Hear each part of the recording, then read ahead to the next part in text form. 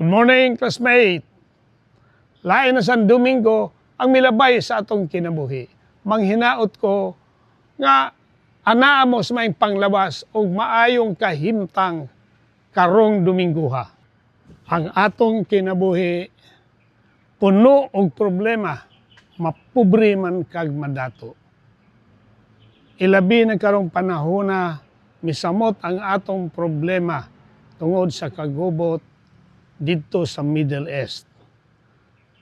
Pero, classmate, kung magtuo lang ta na ay Diyos sa atong kinabuhi, mas sulbad raning niya ang tanan. Kay kining walay problema nga walay solusyon. Tanang problema na magyoy solusyon. Kay even ang problema nga di nato pwede matagaag solusyon, kay walay solusyon, naarga po'y solusyon. Pasagdi lang namang problema, masulbad ra na siya og iya. Karon ang atong problema, nagmahal ang tanang palitonon, tungod kay nagmahal ang gasolina, nihit ang supply tungod anang gira sa Middle East.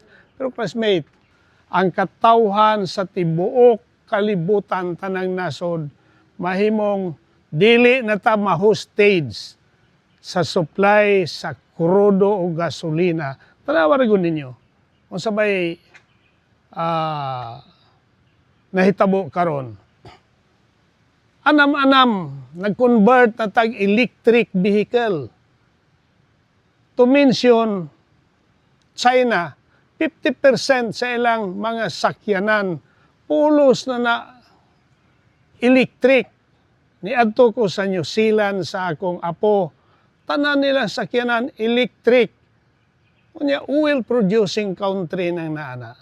So, moabot yun ang panahon nga ang kasulbaran sa problema masulbad rag iya. Classmate, dependent ta sa gasolina o krudo. Pero timanin ninyo ang akong isulti.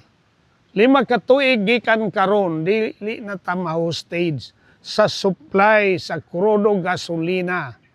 Nga naman, nag-convert naman ta.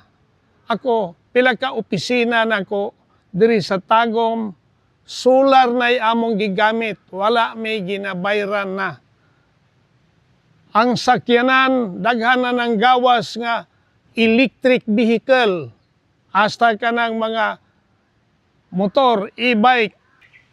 Balo ka, classmate, kanang electric vehicle, wala na kay gastos, ana. Pataon lang kag mga solar panel sa imong balay. Libre na imong gamit sa kuryente. Libre na ang imong pagsaksak sa imong electric vehicle or electric motorcycle. Time will come nga kining kagubot nga nahitabo sa Middle East. Mao ni nagtudlo na to nga magtuon, mag-estudyo, unsaon pagsulbad sa problema.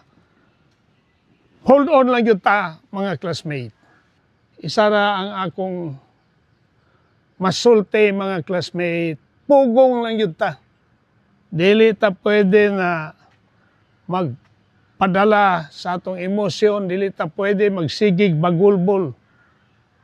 Nga mauni ang nahitabo sa atong kaugalingon, tungod anang gira, ang gira nga nahitabo sa Middle East, nakaapiktar yun na sa ato. Pero swerte ta, kaya ang niabot sa ato kanihit sa gasolina o krudo, nagmahal ang palitonon, pero wala tay kakulba nga pwede nga mawad-an tag kinabuhi.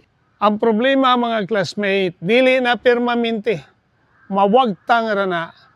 Ang importante nga ang atong kinabuhi, atong maampingan, makapadayon ta nga makapaningkamot.